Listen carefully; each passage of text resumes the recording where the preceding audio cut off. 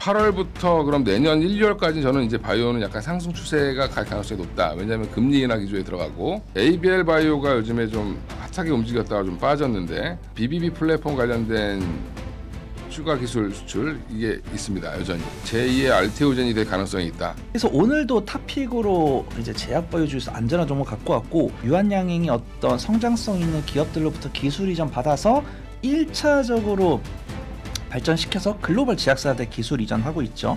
다양한 추가적인 파이프라인도 대기하고 있다라고 보고 있습니다. 하반기에 이제 개별 기업들은 여전히 키워드가 풍부한데 제가 이제 여기 나와서 매달 항상 말씀드렸던 것 중에 하나가 바이오의 핵심 키워드를 아셔야 된다. 올해 1월부터 계속 JP모건 헬스케어 때부터 계속 나왔던 거는 치매, 알츠하이머랑 파킨슨병 관련된 거였고요. 또 하나가 이제 AI는 당연히 들어가는 거고 ADC, 그렇죠. 예. 네. 그다음에 비만 치료제, 네. 그다음에 마지막이 제형 변경. SC 같은. 예. 그 요거의 카테고리에 안 들어가 있는 신약 단순 신약 개발 회사들은 조심하셔야 된다. 왜냐하면 제가 이제 이쪽 바이오 기업에서 오랫동안 근무하셨던 분 얘기를 좀 개인적으로 들었는데 네. 이게 빅파마 아니면 사실은 거의 신약을 통과하기가 어렵다. 미국에서. 네. 이게 로비가 엄청 들어가고 그다음에 그들 사이에 네트워크가 있어서 물론 이제 약효가 없으면 당연히 안 되겠지만 이게 그런 것들에 대한 그러니까 뭐 한국에서 만든 거, 중국에서 만든 거 허가 잘 안 해준다는 거죠. 예, 그래서 이미 중국이나 한국에서는 허가를 받았던 약이 미국 가서는 계속 거절당하는 경우가 많습니다. 그렇죠. 의약품이니까 더 하죠, 그죠? 네. 예, 진입 장벽이 좀 높다. 근데 이번에 렉나자 같은 경우는 그래서 얀센이 가져왔기 때문에 그게 가능했던 거다라고 얘기를 하는 거죠. 그래서 이제 8월부터 그럼 내년 1, 2월까지 저는 이제 바이오는 약간 상승 추세가 갈 가능성이 높다. 왜냐하면 금리 인하 기조에 들어가고 또 하나가 이제 여러 이런 이 키워드에 맞는 회사들은 계속 갈 가능성이 높다라고 보고 있습니다. 어쩔 수 없이 이제 바이오텍은 개별 기업 단으로 좀 핵심 키워드를 알려드려야 되니까 말씀을 좀 드리면 일단 뭐 알테오젠 같은 경우는 이제 지난번에 제가 여기 왔을 때는 SC 제형에 대한 알트비포에 대한 미국 내 특허 등록이 완료됐다라는 말씀을 드렸고 지금 키트루다 SC 제형을 10월에 판매한다라고 말씀드렸습니다. 그건 이제 머크에서 팔려고 하고 있다라고 말씀드렸는데 23일 날 그게 이제 확정되는 게 9월 23일 날 미국 FDA에서 이제 허가가 나는 걸로 일정이 정해져 있습니다. 물론 이제 안 날 수도 있죠. 근데 이제 안 난다고 보지는 않는 것 같습니다. 왜냐하면 그러면 머크가 이미 뭐 우리나라에 식약처에 신청하고 이런 일을 할 이유가 없는데 벌써 지금 전 세계에다가 이제 팔려고 준비를 쫙 하고 있죠. 그래서 지금 SC제형에 대한 니즈가 어느 때보다 더 필요한 게 지금 머크입니다. 머크가 지금 최근에 주가가 안 좋거든요.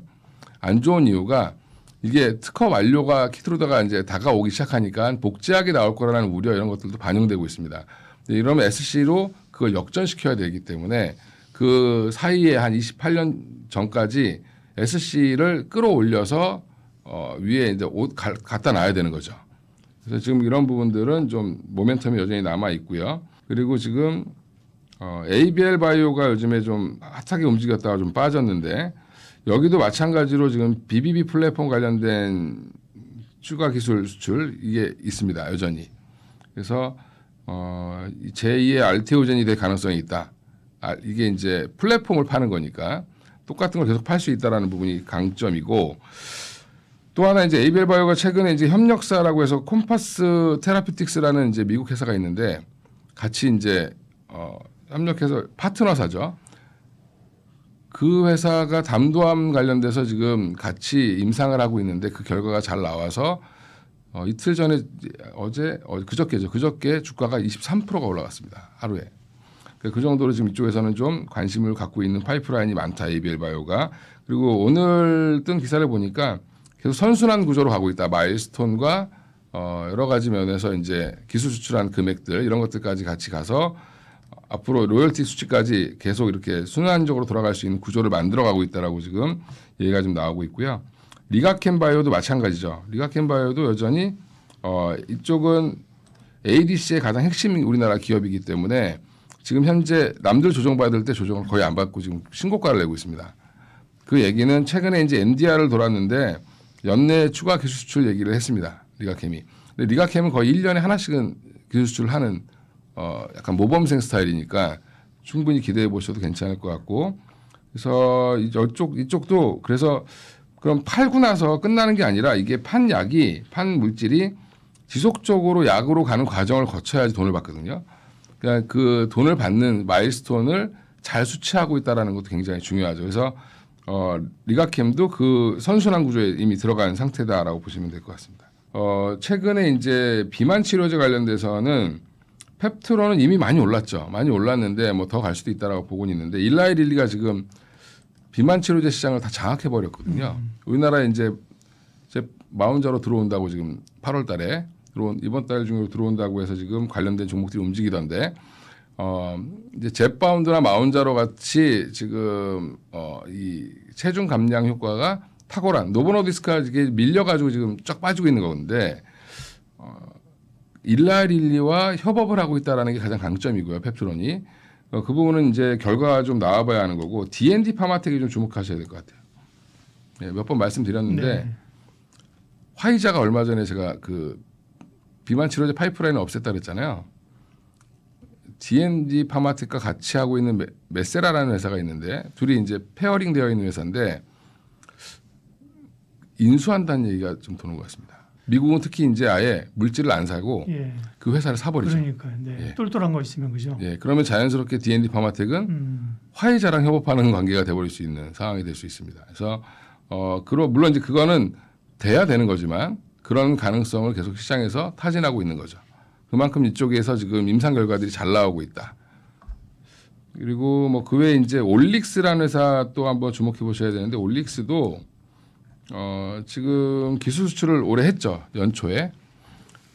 그게 이제 계약금이랑 해서 마일스톤들이 좀 들어오는데 최근에 또 이제 로스 쪽에서 돈이 좀 들어오기 시작하면서 흑자 전환을 11년 만에 했습니다. 할 가능성이 높습니다. 이번에. 네. 현금 흐름이 드디어 플러스가 됐다. 근데 이제 올릭스가 뭘 하고 있냐면 남자들이 원래 지금 박사님은 머리숱이 많으시니까 저는 좀 머리숱이 많이 없는데 탈모 치료제를 개발하는 게 있는데 파이프라인이 이거를 화장품으로 만들었죠. 그래서 지난번에도 한번 말씀드렸던 것 같은데 화장품이 얼마나 팔리는지. 그러니까 기능성 이제 화장품으로 만든 거죠. 피부에 바르는 거니까. 그래서 이런 부분들도 아마 새로운 먹거리로 지금 가고 있는 것 같습니다. 그래서 여전히 탑픽은 알테오젠인데 제 말씀드렸던 종목들 중심으로 좀 보시면 재밌는 일이 좀 벌어지지 않을까 생각하고 있습니다.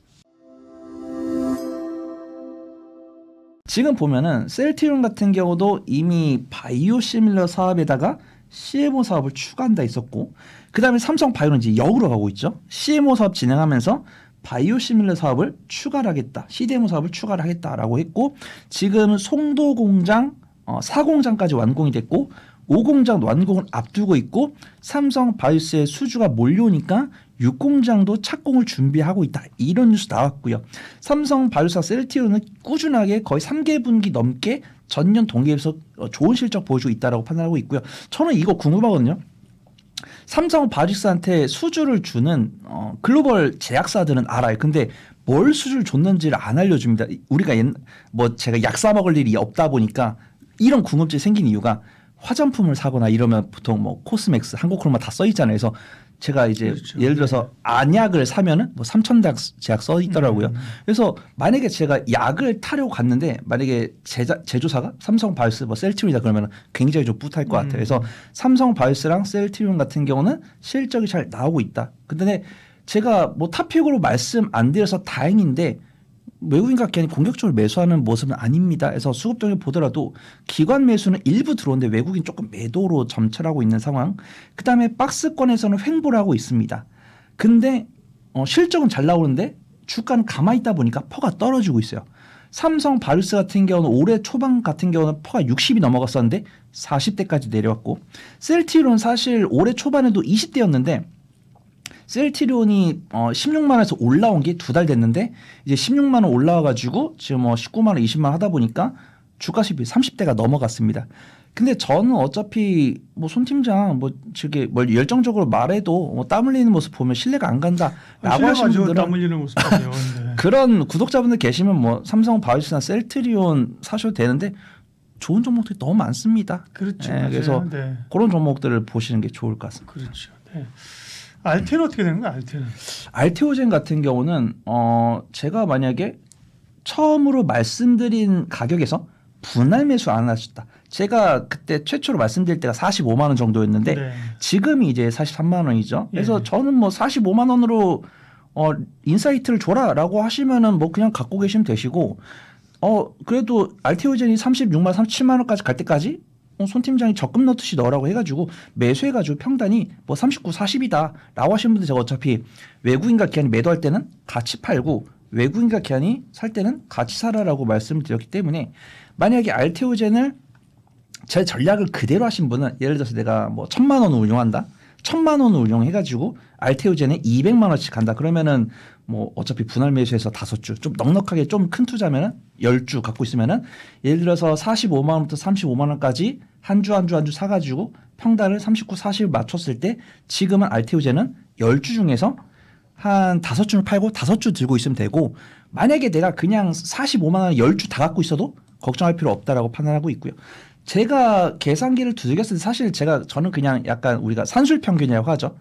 이 알테오젠이 가져갈 수 있는 실적을 그냥 나누기를 해가지고 단순하게 계산을 한 건데 증권사 리포트를 보면은 예상되는 이 마일스톤 금액을 다 적어놨습니다. 애널리스트분께서 써주신 거. 근데 제가 곰곰이 보니까 그 금액대로 좀 부족하게 나오더라고요. 그래서 저도 이 리포트를 참고했고 리포트를 보면은 이제 제약 리포트 보면은 이 키투르다 SC가 얼마치 팔릴 거다라고 했을 때는 저는 요 정도 나올 거다 판단하고 있는데 그것보다 못 나오고 있는데 알테오젠 지금 외국인과 기관의 매도세가 나오고 있는 이유가 그것 때문은 아니라고 판단합니다.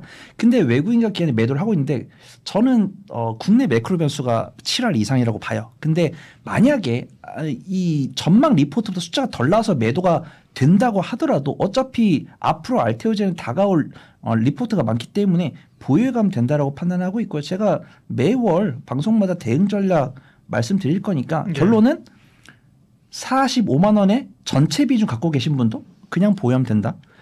10주 중에 이제 5주 팔고 5주 보유하고 있다. 그런 분들도 괜찮다. 예. 만약에 10주 중에 한 8주 팔고 2주 갖고 있으면은 오늘은 아니지만 다음 주나 다다음 주에는 다시 살 수 있다. 그렇게 좀 정리를 해보도록 하겠습니다. 그다음에 제가 원래는 유럽 종양학회를 말씀을 드리려고 했었는데 폐암학회가 그 앞에 있더라고요.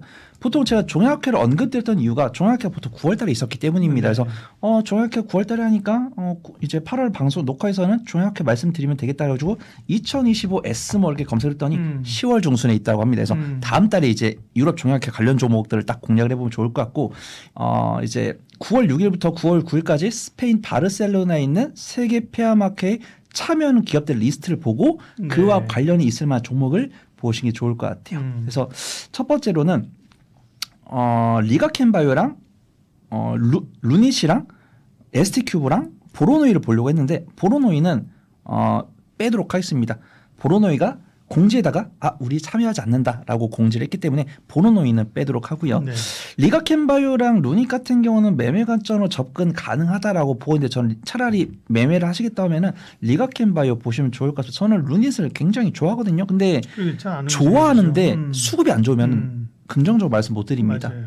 루닛 같은 경우는 매출액이 증가를 하고 있는데 영업 손실이랑 뭐 이제 단기 손실 이 부분은 유지가 되고 있고 긍정적으로 보는데 수급이 안 좋아요. 그다음에 ST큐브 같은 경우는 투자 환기 종목이기 때문에 강하게 말씀 못 드릴 것 같습니다. 그래서 매매 자신 있으신 분들은 리가켄바이오랑 루닛 보시면 좋을 것 같고 제가 탑픽으로 오늘 준비한 종목은 유한양행인데 이 외국인의 매도 포화 속에 좀 유일하게 살아남은 종목이 아닐까 이렇게 판단합니다. 제가 오스코텍 말씀드리면서 오스코텍 재미 받고 오스코텍 매도하신 분들 유한양행으로 그대로 가시면 좋을 것 같다고 판단되고 있고 유한양행도 아쉽게도 제가 계산기 두들긴 것보다 덜 나왔습니다. 근데 뭐 그런 것들은 판매 매출은 변동이 있을 수 있는데 증권사 리포트가 나왔는데 기관 순매수가 들어왔습니다. 그렇기 때문에 저는 유한양행 좋게 본다라고 판단하고 있고 유한양행을 그냥 정통제약이다라고 보시면 계시고 유한양행이 어떤 성장성 있는 기업들로부터 기술 이전 받아서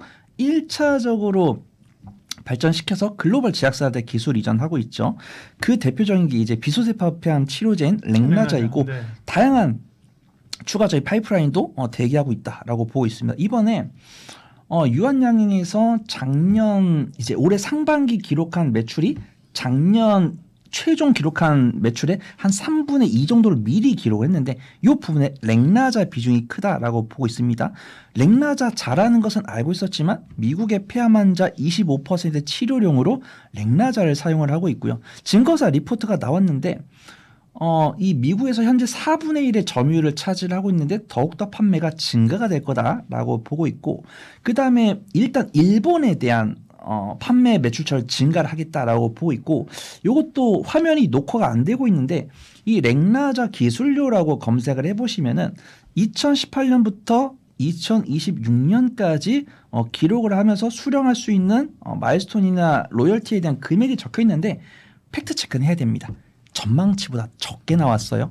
근데 그런 것들을 감안하더라도 퍼가 20대 후반이 나오기 때문에 제약바이오 중에서 퍼가 30이 안 되는 종목들은 굉장히 저평가다라고 보고 있고 오늘 대부분의 종목이 매도세가 나왔고 리가켄바이오, ABL바이오 이런 종목들도 오전장부터 사실 외국인의 순매도가 찍혔지만 점심시간 넘어가면서 외국인 순매도가 늘었거든요.